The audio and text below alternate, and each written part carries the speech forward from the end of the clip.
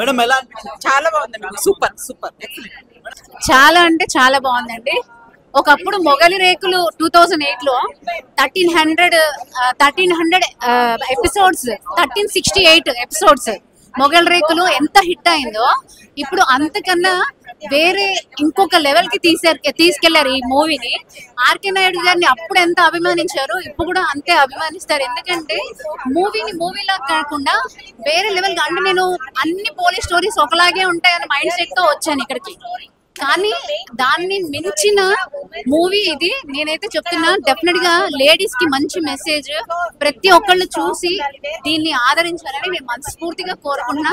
Cinema అయితే super hit, ప్రతి ఒక్కళ్ళు చూడండి. నేను చెప్తున్నాను, ఎందుకంటే రివ్యూస్ ఇవ్వడం అనేది అంత ఈజీ కాదు సోషల్ మీడియాలో.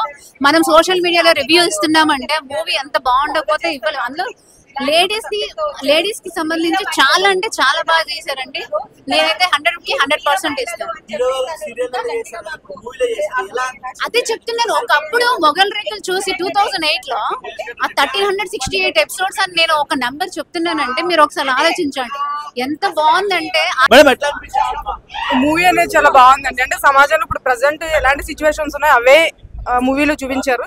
నేనేమనుకుంటున్నానంటే డబ్బు, అధికారం ఇవన్నీ కూడా ఎలాంటి న్యాయం జరగట్లేదు. ఇది మూవీ కాబట్టి జరిగింది, కానీ సమాజంలో కూడా ఈ అధికారం, ఈ దర్పం ఇవన్నీ కాకుండా న్యాయం జరగాలని అనుకుంటున్నాం. ఆర్కే సాగర్ గారు ఇంతకుముందు సీరియల్లో చేశారు మొగల్ రేకులు. సో ఇప్పుడు సినిమాలలో చేస్తే ఎలా అనిపించింది?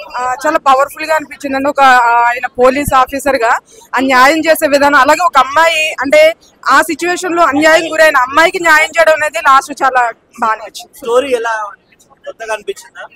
సొసైటీలో జరుగుతున్నవి అన్యాయాలు, కానీ ఆ అన్యాయాలు అనేవి డబ్బు వల్ల, అధికారము, రాజకీయం వల్ల పోతుంది. సో ఈ మూవీలో న్యాయం జరిగింది, కానీ బయట సమాజంలో కూడా న్యాయం జరగాలి. హీరో గారు పోలీస్ క్యారెక్టర్ ఎట్లా అనిపించింది? మళ్ళీ మనకు పోలీస్ క్యారెక్టర్ అవునండి, చాలా పవర్ఫుల్ గా అనిపించింది, చాలా బాగా అనిపించింది. ట్విస్ట్లు నచ్చాయా సినిమాలో? అవును, నచ్చాయి. మూవీలో మీకు బాగా నచ్చిన ఎలిమెంట్ ఏంటి?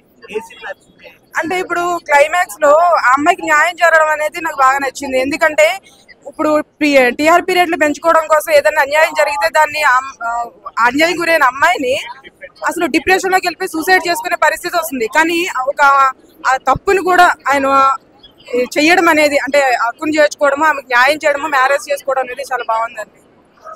సాంగ్స్ ఎలా అనిపించిన? బ్యాక్గ్రౌండ్ మ్యూజిక్ ఎలా అనిపించింది? అంటే ఒకటే సాంగ్ అనేది ఉంది, బాగుంది.